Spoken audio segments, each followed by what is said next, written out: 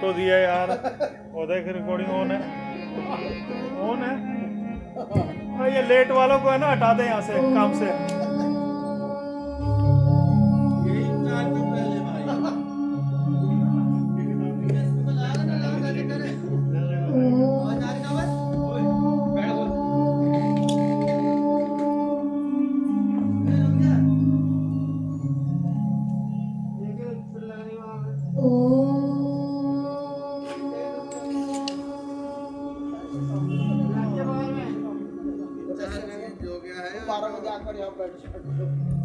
कृष्णा तीरे कोकिला केलिकीरे गुंजा पुंजे देव पुष्पादि कुंजे कम्बुग्रीवौ चित्तबाहौ चलन्तो राधा कृष्णौ मङ्गलं मे भवेताम् अतिशि कुसुमो पमेकान्ते यमुना कूल कदम्ब मध्यवर्ती नवगोपवधू विलासशाली वनमाली वितनोतु मङ्गलानि परीकरीकृत पीतपटं हरिं शिखे किरीटानतीकृत कन्दरं लकुटवेणु करं च कुण्डलं पटुतरं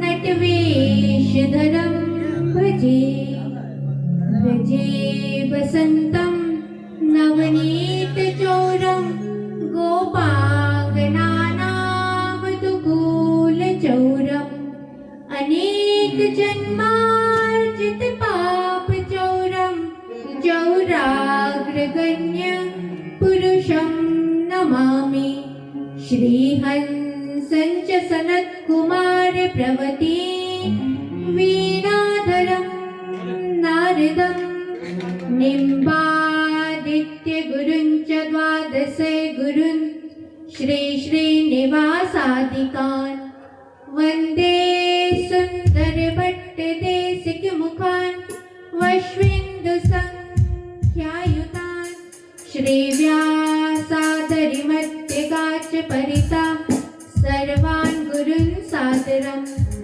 हे निम्बात दयानिधे गुणनिधे हे भक्तचिन्तामणे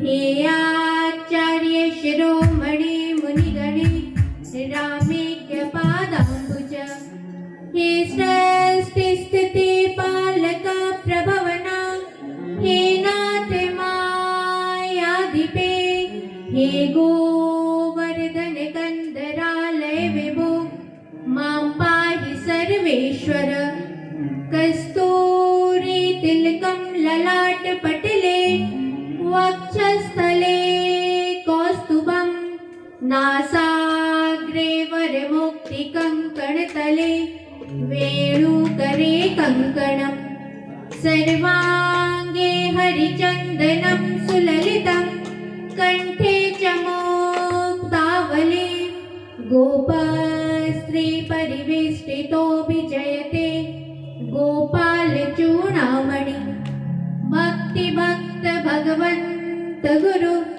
चतुर नाम बपुए तिनके पद वंदन किए नाशत विघ्न अनेक नाशत विघ्न अनेक।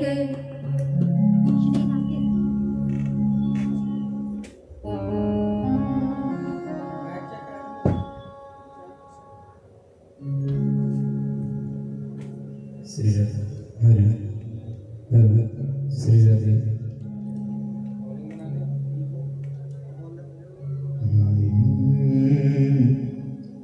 श्री राधे श्री राधे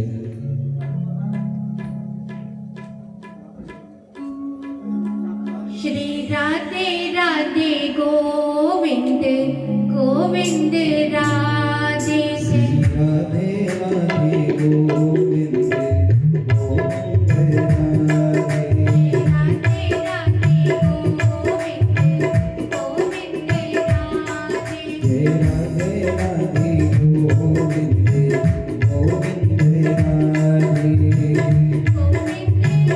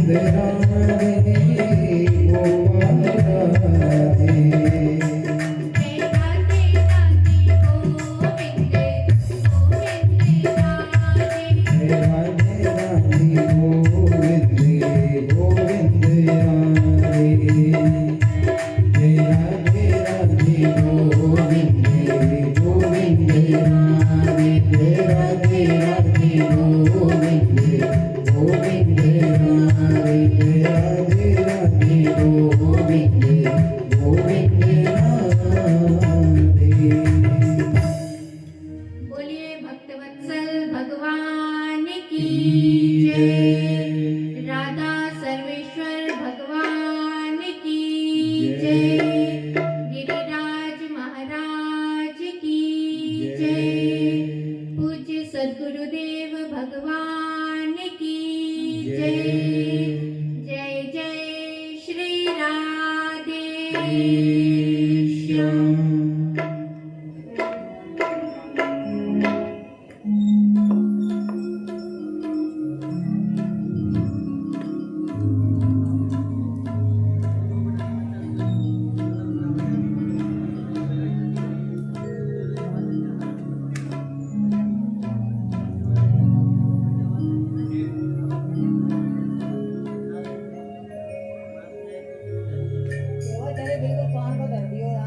जरी की पगड़ी बांधे सुंदर आंखों वाला, जरी की पगड़ी बांधे सुंदर आंखों वाला, कितना सुंदर लागे बिहारी, कितना लागे प्यारा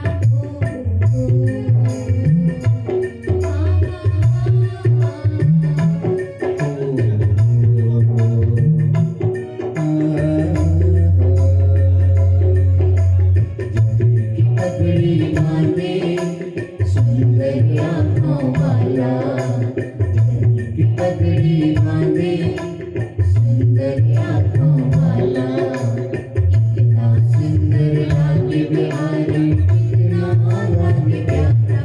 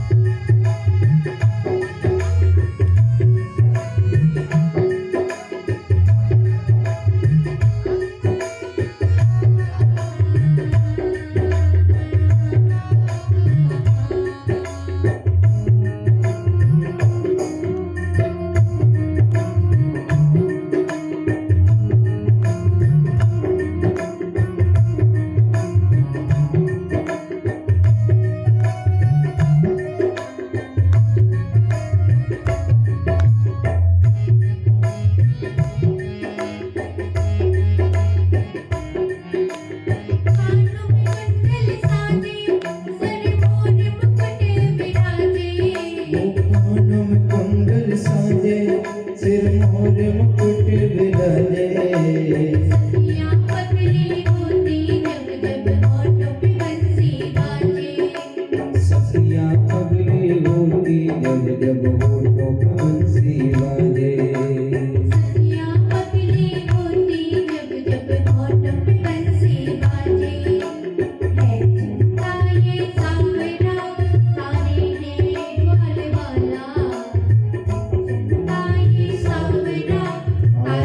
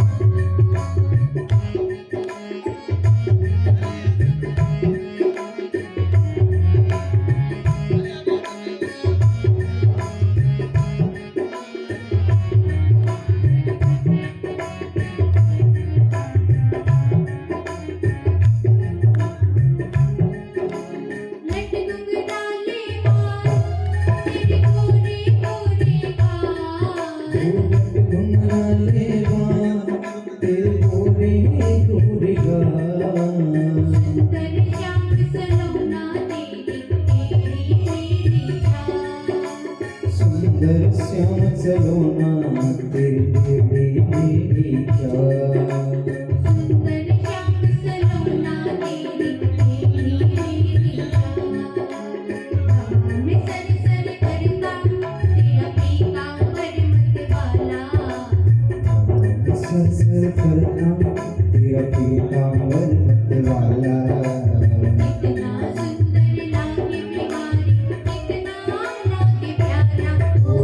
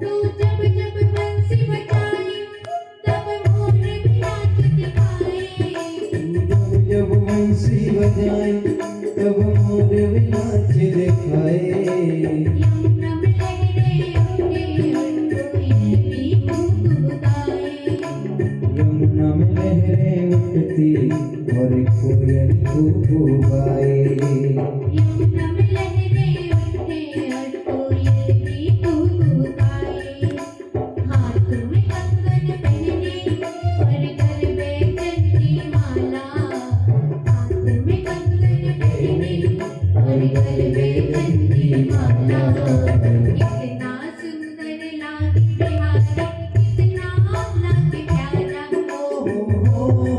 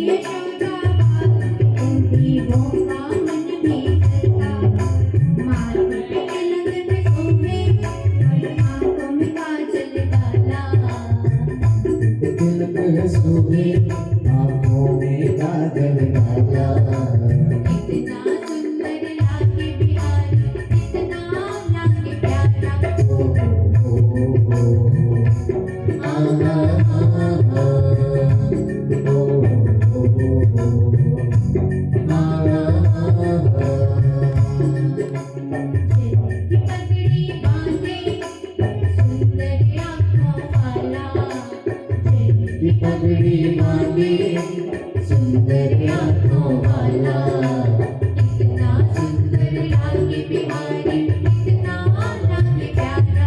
ओ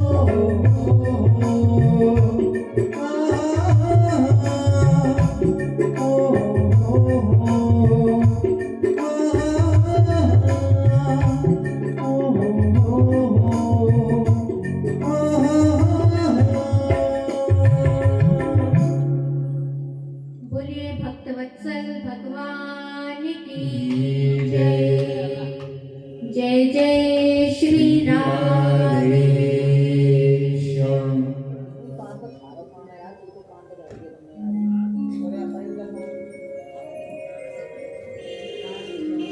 भागवत के आरंभ में 6 अध्यायों में महात्मा का वर्णन किया गया है, जो पद्म पुराण से लिया गया है। इसमें मुख्य 2 प्रकरण हैं। पहला भक्ति ज्ञान वैराग्य की दुख निवृत्ति का, और दूसरा धुंधुकारी की प्रेत योनि से मुक्ति का। सच्चिदानंद रूपाय विश्वोत्पत्त्यादि हेतवे तापत्रय विनाशाय श्री कृष्णाय वयं नमः। भगवान सच्चिदानंद स्वरूप है, संसार की उत्पत्ति के आदि हेतु हैं, तीनों तापों के नाशक हैं। उन भगवान श्री कृष्ण को हम सब नमन करते हैं, वंदन करते हैं। यं प्रव्रजन्तमनुपेतमपेत कृत्यं द्वैपायनो विरह कातरया जुहावा पुत्रेति तन्मयतया तर्वोऽभिनेदुस्तं सर्वभूत हृदयं मुनिमानतोऽस्मि। इस श्लोक में शुकदेव जी की वंदना की गई है। शुकदेव जी ने जन्म लिया और संन्यास ग्रहण करके वन के लिए प्रस्थान किया। उस समय उनका यज्ञोपवीत आदि संस्कार नहीं हुआ था और किसी भी प्रकार के लौकिक या वैदिक संस्कारों का संपादन भी नहीं हुआ था। उनके पीछे पुत्र विरह से व्यथित व्याकुल व्यास जी महाराज हा पुत्र कहकर पुकार रहे थे। शुकदेव जी आत्माराम थे, आप्तकाम थे, इसीलिए उन्होंने उत्तर नहीं दिया। उनकी जगह में वृक्षों ने उत्तर दिया। ऐसे सर्वभूत हृदय शुकदेव जी को हम सब नमन करते हैं, वंदन करते हैं। नैमिषे सूतमासी नमविवाद महामतिं कथामृत रसास्वाद कुशलः सौनिको ब्रवीत्। नैमिषारण्य क्षेत्र में 88,000 सौनकादि ऋषियों ने एक यज्ञ का अनुष्ठान किया, भगवत प्राप्ति की इच्छा के लिए, जो सहस्त्र वर्षों में पूर्ण होने वाला था।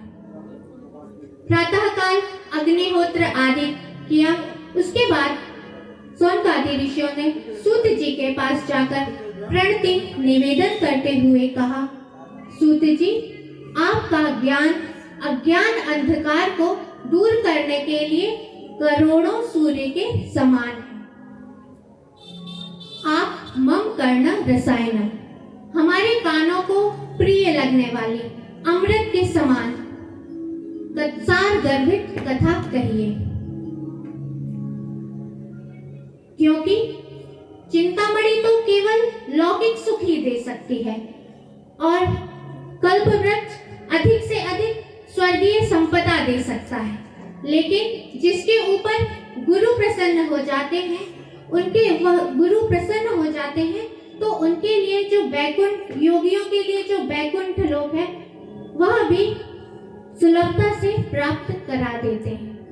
सूत जी प्रसन्न हो गए और सूत जी ने कहा, काल व्याल मुख ग्रास त्रास निर्णास हेतवे श्रीमद्भागवतम शास्त्रम करो कीरेण भासितम। अब मैं आपको भागवत की कथा सुनाऊंगा, जो शुकदेव जी ने आमरण अनशन का व्रत लेकर बैठे राजा परीक्षित को सुनाया था। जन्मांतरे भवेत् पुण्यम तदा भागवतम लभेत्। जब जीव के जन्म जन्मों के पुण्यों का संचय होता है, पुण्यों का उदय होता है, तब श्रीमद् भागवत कथा श्रवण करने का संयोग सुअवसर उपस्थित होता है। यह देव दुर्लभ है।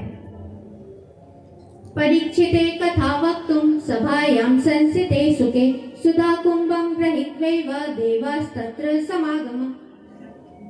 जिस समय शुकदेव जी राजा परीक्षित को कथा सुना रहे थे, उसी समय देवता अमृत का कलश लेकर आए। शुकदेव जी को प्रणाम किया और सुखदेव जी के सामने प्रस्ताव रखा। देवता अपना कार्य बनाने में बड़े ही कुशल होते हैं।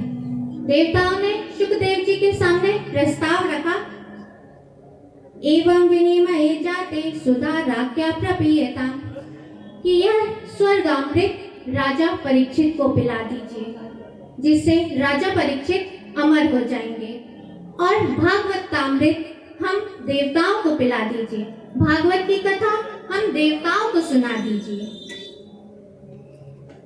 शुकदेव जी ने सोचा कि राजा परीक्षित तो स्वर्गामृत के अधिकारी हैं, लेकिन क्वा सुधा क्वा कथा लोके क्वा वाचा क्वा बड़े महान।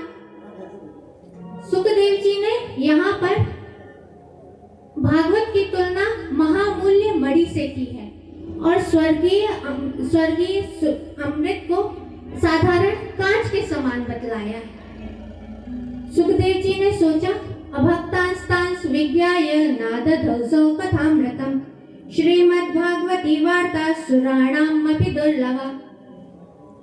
सुखदेव जी ने देवताओं को अभक्त जानकर उनकी हंसी उड़ा दी और भागवत की कथा नहीं सुनाई। इस प्रकार यह देव दुर्लभ है, भागवत की कथा।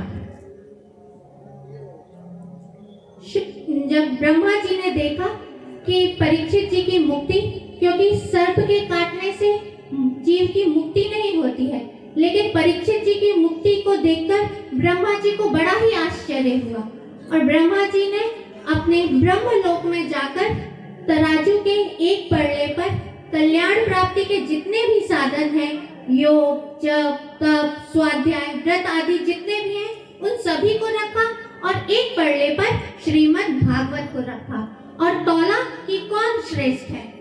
आश्चर्य कि भागवत का ही पड़ला भारी रहा। वैसे नारद जी ने पहले ही ब्रह्मा जी से भागवत की कथा श्रवण की थी, फिर भी सप्ताह श्रवण वेदे कौमारे तस्य भासिता, संकादिकों के द्वारा नारद जी ने साप्ताहिक विधि से कथा का श्रवण किया। शौनकादि ऋषियों को बड़ा आश्चर्य हुआ कि नारद जी तो लोक विग्रह मुक्त से नारद जी तो लोक विग्रह से रहित हैं, परमहंस शिरोमणि हैं, भगवान के भक्त हैं, एक जगह पर ठहरते नहीं हैं। फिर उन्होंने एक जगह पर 7 दिनों तक ठहरकर यह भागवत की कथा का श्रवण कैसे किया, यह संयोग कैसे उपस्थित हुआ। सूत जी ने बतलाया, एकदा ही विशालायां चत्वारा ऋषियो मला सत्संगार्थं समायाता दद्रसुस्तत्र नारदा। एक बार सनकादिक ऋषि, सनकादिक 4 भाई हैं, सनक, सनंदन, सनातन और सनत कुमार। यह चारों भाई एक बार सत्संग करने के लिए बद्रिकाश्रम में आए। वहां पर उन्होंने नारद जी को देखा। नारद जी चिंतित थे, खिन्न मानस थे। तब सनकादि ऋषियों ने पूछा, नारद जी आप अभी चिंतित हैं, इतने जल्दी जल्दी कहां से आ रहे हैं? आपका आगमन कहां से हो रहा है और आप कहां जा रहे हैं? नारद जी ने बतलाया कि एक बार मैं तीर्थाटन करने के लिए मृत्यु लोक में गया।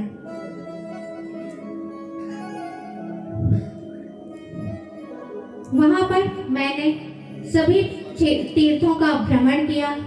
हरि क्षेत्रम, कुरुक्षेत्रम, श्रीरंगम, सेतु बंधनम। हरि क्षेत्र गया, कुरुक्षेत्र गया, श्रीरंग गया, सेतु बंध गया, पुष्कर गया, प्रयाग गया, काशी गया, लेकिन सभी जगह कली ने अपना राज्य स्थापित कर लिया है। यहाँ सभी जीवों में सत्य, तप, शौच, आंतरिक पवित्रता और बाहरी पवित्रता, दान, दया आदि कुछ भी नहीं बचा है।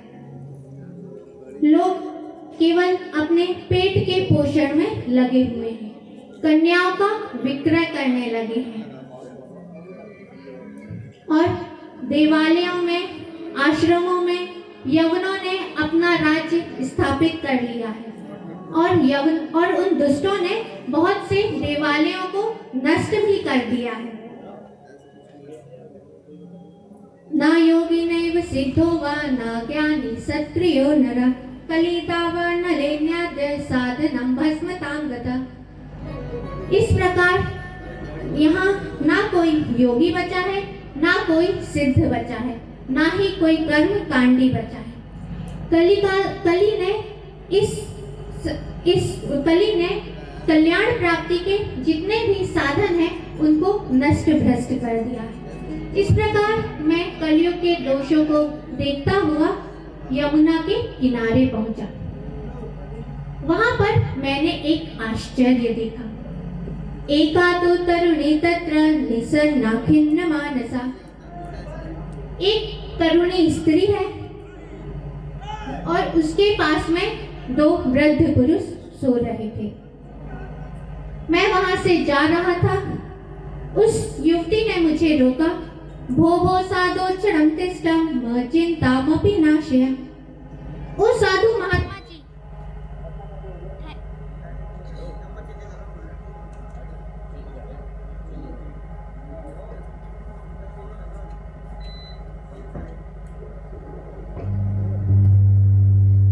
श्री राधे।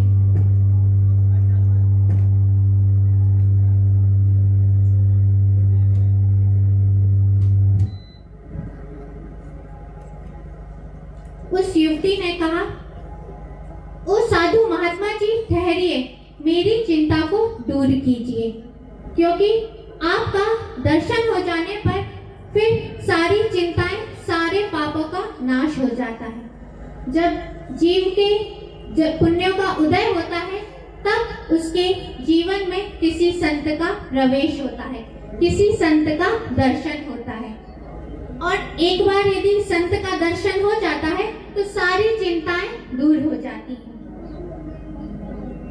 नारद जी ने पूछा, देवी आप कौन हैं? और ये दो वृद्ध पुरुष सो रहे हैं, ये कौन है? आप किसकी पुत्री हैं? और यह जो देवियां हैं, यह सब कौन है? उस युवती ने कहा, अहम भक्ति रीति ख्याता इमो में तनयो मतो ज्ञान वैराग्य नामानो काल योगेन जर्जरो। मेरा नाम भक्ति है और यह दोनों मेरे पुत्र हैं, ज्ञान और वैराग्य।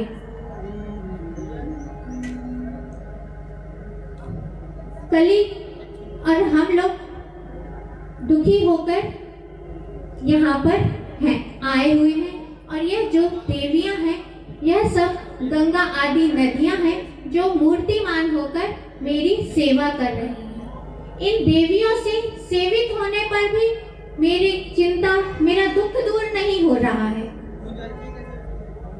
नारद जी ने कहा, देवी चिंता ना करिए। तब भक्ति ने कहा, उत्पन्ना द्रविणेशाहं वृद्धिं कर्णाटके गता क्वचित् क्वचिन् महाराष्ट्रे गुर्जरे जीर्णतां गता। भक्ति ने कहा, मेरी उत्पत्ति द्रविण देश में हुई है। वृद्धिं कर्णाटके गता, कर्नाटक में मेरी वृद्धि हुई। महाराष्ट्र में मेरा पोषण हुआ। वहां से चलकर हम लोग गुजरात में आए। गुजरात में आते ही हम तीनों ही वृद्ध हो गए, बूढ़े हो गए। वहां से चलकर जैसे ही हम लोग वृंदावन में आए, वृंदावनम पुनः प्राप्य नवीनेव स्वरूपिणी। वृंदावन में आते ही मैं तो युवा हो गई, सब लोग मुझसे प्रेम करने लगे, लेकिन मेरे पुत्रों का वृद्धत्व दुख दूर नहीं हुआ है। इसीलिए अब मैं सोचती हूँ, इदं स्थानं परित्यज्य विदेशं गम्यते मया। अब मैं अपने पुत्रों का वृद्धत्व दूर करने के लिए, दुख दूर करने के लिए विदेश जाना चाहती हूँ। नारद जी ने कहा, इसमें किसी का दोष नहीं है। भक्ति ने कहा कि प्रायः तो यह होना चाहिए कि माता वृद्ध होती है और पुत्र युवा होते हैं, लेकिन मैं जवान क्यों और मेरे ये दोनों पुत्र वृद्ध क्यों? इसी दुख से मैं दुखी हूँ। नारद जी ने कहा, इसमें किसी का भी दोष नहीं है। यह कलिकाल है। यहाँ पर भगवान से के प्रति किसी का भी प्रेम नहीं रहेगा और ज्ञान और वैराग्य की मात्रा भी कम होगी। भक्ति ने कहा कि राजा परीक्षित ने इस कलयुग को क्यों नहीं मार डाला, इसे क्यों छोड़ दिया, और भगवान भी यह सब अधर्म कैसे देख रहे हैं? नारद जी ने कहा कि राजा परीक्षित सारग्राही थे। उन्हें पता था कि कलयुग में जो तप, ज्ञान आदि से जो पुण्य प्राप्त होता है, वह केवल कलयुग में भगवान नाम के संकीर्तन से प्राप्त हो जाता है। भक्ति ने कहा, नारद जी, आपने पल भर में ही, क्षण भर में ही मेरे दुख को दूर कर दिया है, लेकिन अभी मेरे पुत्रों का दुख दूर नहीं हुआ है। इनके दुख को दूर करने के लिए आप कुछ चेष्टा कीजिए, आप कुछ कीजिए।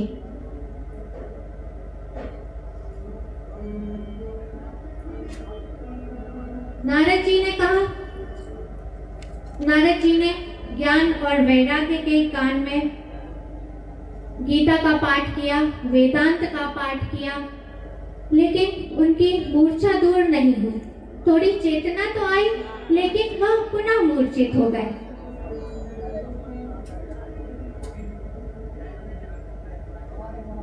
नारद जी ने सोचा, अब क्या किया जाए। इस प्रकार नारद जी विचार कर रहे थे। उसी समय आकाशवाणी हुई, नारद, तुम इनके लिए कोई सत्कर्म करो। और वह सत्कर्म क्या है, कोई महापुरुष बतलाएंगे। अब नारद जी निकल पड़े कि वह सत्कर्म क्या है, कोई सत्पुरुष ही बतलाएगा। तो खोज में निकल पड़े, लेकिन उन्हें कोई भी ऐसा सत्पुरुष नहीं मिला जो यह बतला सके कि सत्कर्म क्या है। सब बड़े बड़े ऋषियों के पास गए, लेकिन सब लोगों ने सोचा कि नारद जी तो खुद ही इतने ज्ञानी हैं, अब उनको क्या बतलाया जाए। जब नारद जी ज्ञान और वैराग्य का दुख दूर नहीं कर पा रहे हैं, तब हम क्या कर सकते हैं? कोई तो उनका प्रश्न सुनकर ही मौन हो जाते थे। नारद जी ने सोचा, अब क्या किया जाए। तब नारद जी ने सोचा, अब मैं तप करूंगा, तप से बल प्राप्त होगा, तब इनके भक्ति, ज्ञान, वैराग्य का दुख दूर कर सकता हूँ। इस प्रकार विचार करके नारद जी बद्रिकाश्रम गए। बद्रिकाश्रम में नारद जी को सनकादि ऋषि मिले।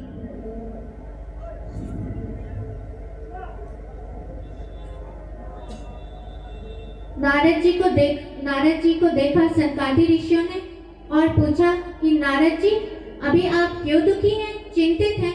तब नारद जी ने जो वृंदावन में घटना घटित हुई थी वह सारी बतला दी।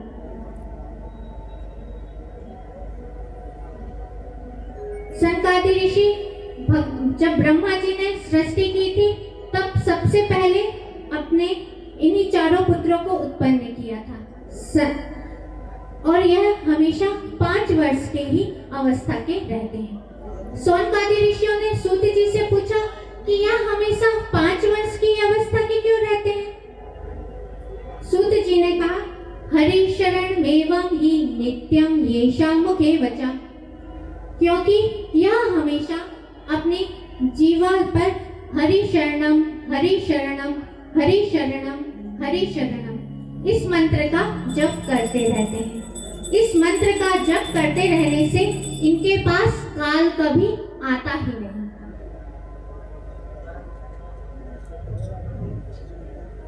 सनकादि ऋषियों ने कहा कि नारद जी अब आप बिल्कुल भी चिंता ना करें, क्योंकि वह सत्कर्म पहले से ही विद्यमान है। सत्कर्म सूचको नूनम ज्ञान यज्ञ स्मृतो बुद्धे श्रीमद्भागवतालापा सतु गीता सुखादि। इस सत्कर्म के नाम पर इस भागवत को ही जाना जाता है और भक्ति ज्ञान और वैराग्य की को स्थापना के लिए ही इसका प्रकाशन हुआ है। नारद जी ने कहा कि मैंने तो ज्ञान और वैराग्य के कान में वेद का पाठ किया, वेदांत का पाठ किया, गीता का पाठ किया, एक बार नहीं बार बार किया, फिर भी उनकी मूर्छा बेहोशी दुख दूर नहीं हुआ और उन्हीं वेद से निकला है यह भागवत, तो भागवत से उनका दुख कैसे दूर हो सकता है। सनकादि ऋषियों ने कहा कि यह जो श्रीमद् भागवत है यह वेद और उपनिषद का सार है। सार में जो ताकत होती है वह मूल में नहीं होती है। यहाँ पर सनकादि ऋषियों ने 3 उदाहरण के माध्यम से समझाया है कि फल कहाँ से निकलता है, वृक्ष से, लेकिन फल में जो मिठास होती है वह वृक्ष में नहीं होती है। दूसरा उदाहरण दिया कि गुड़ कहाँ से निकलता है, गन्ने से, लेकिन गुड़ में जो मिठास होती है वह गन्ने में नहीं होती है। और घी कहाँ से निकलता है, दूध से, लेकिन घी में जो ताकत होती है वह दूध में नहीं होती है। उसी प्रकार यह जो भागवत है यह वेद और उपनिषद का सार है। सार में जो ताकत होती है वह मूल में नहीं होती है। इदं भागवतं नाम पुराणं ब्रह्म संहितं भक्ति ज्ञान विरागाणां स्थापनाय प्रकाशितम्। यह जो भागवत है यह वेद सम्मत है, भक्ति ज्ञान और वैराग्य की स्थापना के लिए ही इसका प्रकाशन हुआ है। नारद जी ने कहा ज्ञान यज्ञ करिष्यामि, मैं अवश्य ही ज्ञान यज्ञ करूंगा, भागवत की कथा करूंगा, लेकिन कहां पर करूं यह भी बतलाइए। सनकादि ऋषियों ने कहा तटमानंद नामकम, आनंद नामक तट में, हरिद्वार में गंगा जी के किनारे। अब नारद जी और सनकादि ऋषि कहां पर वार्ता कर रहे थे, बद्रिकाश्रम में। पांचों बद्रिकाश्रम से चलकर हरिद्वार में आए। सभी जगह निमंत्रण भेजा गया। सभी ऋषि महर्षि अपने अपने शिष्य मंडलियों के साथ वहां पर पहुंचे।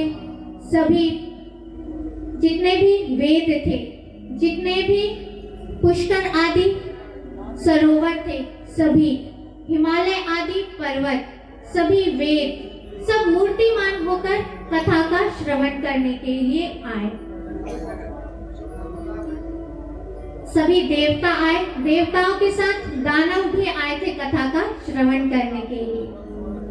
सभी ऋषि महर्षि और जितने भी भागवत कथा के रस रसिक थे सभी तेजी से दौड़ दौड़ कर आए भागवत की कथा का श्रवण करने के लिए। जैसे ही सनकादि ऋषियों ने भागवत की महात्मा का वर्णन शुरू किया। यस्य श्रवण मात्रेण मुक्ति करतले स्थिता सदा सेव्या श्रीमद् भागवती कथा। भागवत की कथा के श्रवण करने से मुक्ति उसकी करतल में, हथेली में आके स्थित हो जाती है। इसीलिए भागवत की कथा को हमेशा ही श्रवण करना चाहिए। कोई दिन या तारीख का निश्चय नहीं है, हमेशा ही श्रवण करना चाहिए। सदा सेव्या श्रीमद् भागवती कथा यस्या श्रवण मात्रेण हरिश्चित्तं समाश्रयेत्। भागवत की कथा का हमेशा ही श्रवण करना चाहिए। उससे क्या होगा? भगवान उसके हृदय में आकर चिपक जाते हैं और भगवान उसके हृदय को अपना निवास स्थान बना लेते हैं। एकम भागवतम शास्त्रम मुक्ति दानेन गर्जति।